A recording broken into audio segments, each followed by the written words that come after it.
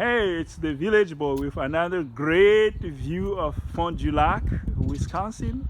And I'm going to be interviewing again my friend Corsi. And my topic is you are a foreigner and you come to America. How do you get to have a driver license to even buy a car? Okay, that's two questions in one. How do you get a driver license and how do you buy a car? To get a driver's license, you need to, in this case, I'm assuming that you are here on a US on a student visa, on an F1 status. So you can go to what we call DMV, division of a motor vehicle. So when you Google, every town has it, maybe the nearest to your campus, then you're going to take your I-20, your passport, and then your social security number you need to know. You don't need to show them the card. Then you go to the DMV, to the department or the division, some people call it Department of Motor Vehicle or Division of a Motor Vehicle. We're saying the same thing. So then when you go there, then you're going to take a written test first. So basically they have questions online on computer. You're going to sit there.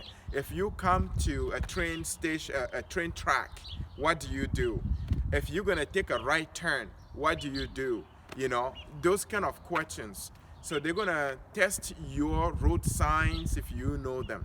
Once you pass the written test, it's called written test, but you're not going to write it. It's on the computer. Once you pass that test, they're going to give you a permit. So it's not a driver's license yet, but it's a permit. Now with that permit, you can be driving with another adult who has a driver's license. Now, let's say that you want to buy a car because you have a permit, and then backtrack with a permit, then you can drive for some time, then now you reapply for driver's license test, where you're going to take a car, you're going to drive. If you do well, or they call it road test, if you do well, then they give you the actual driver's license. Now, when you get a driver's license, you want a vehicle, right? That's why you get it. Unless you are planning on driving a friend's car, which is not bad, but you want to purchase a car. So, there are three main websites here you can look for a car. There is a CarMax, there is Facebook, believe it or not, and there is what we call Craigslist. There are many of them. And also, you can go to a car dealer. So for instance, let's say I am a car dealer. You are looking for a car, you come here, I will show you. So this is a Toyota Prius hybrid. Over there, it's a it's a Ford Ecoline van. And so at the car dealer, he has various cars. And then you're going to be looking at your budget. How much? For instance, I don't want to go over $3,000. So you're going to look at for car and the prices. Please pay attention to the mileage. Check the engine. Check the rust. If it's too rusty, it's not going to last. So then you're going to buy it from him. And then basically when you buy it, every car comes with a title, which is in another name.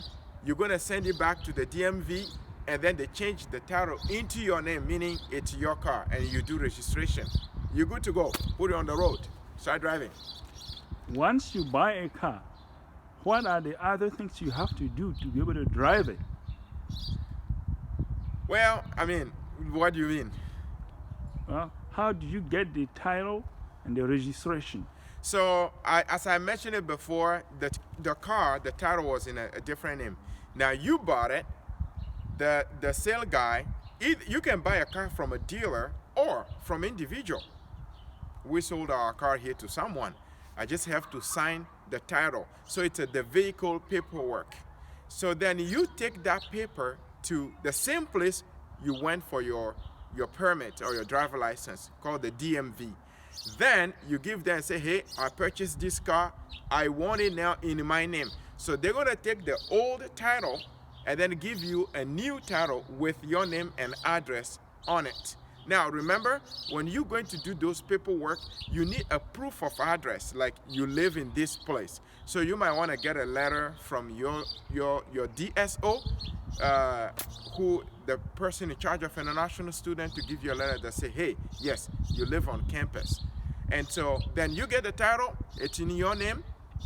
Then you're gonna get a driver license plate, because you cannot use someone else's license plate. So this is what we call driver's license plate. Some of you know it. Then you get it, and then you put it on your car, and then you get registration. So usually the new title comes with a registration. You just have to tell the registration part. Because if a police stops you, he's gonna ask you for two things: the car registration, that it's registered in your name, and insurance. You gotta have insurance on the car. It protects you, the driver. It protects someone else in case you hit them by accident, and then it protects the vehicle. So you need to have those two things, then you're good to go and drive. And you mentioned about international students, but that same procedure applies to all immigrants who are coming here. Yes, the same process for all immigrants. Regardless of your status, you gotta go through an exam, written permit. If you get it, you test it out, you drive, and then you apply for a road test. You pass the road test, they get you a permit. You wanna buy a car, you look online, which is has many things to it. You might want someone else who knows about it to help you, or you go to a dealer. The advice is try to have a mechanic with you, or someone who knows about a car. Other than that, people can sell you a car. There is something major wrong with it, but they were not gonna tell you. And then you take the car, you have a problem, there is no warranty. Thank you for the information. My pleasure.